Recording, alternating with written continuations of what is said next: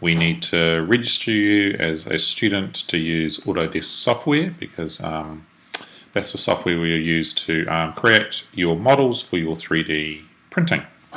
So first thing I'm going to do is sign in here, go down to the education community, into signing in. It brings up my details, of course, but we need you to sign up.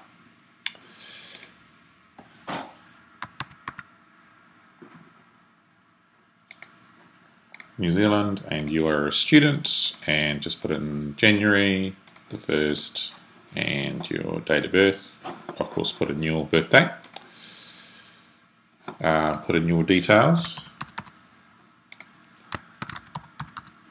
and your email address. Remember, it's going to be your number at student.karamo.school.nz. Put in your password.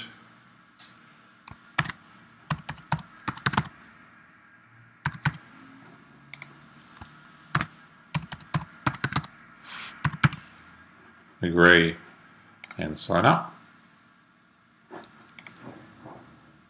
And then you'll get an email and you'll verify your account, and that's it. So you're on your way, and in the next tutorial I'll take you into the 3D modeling software that you're going to use to make your 3D printable object.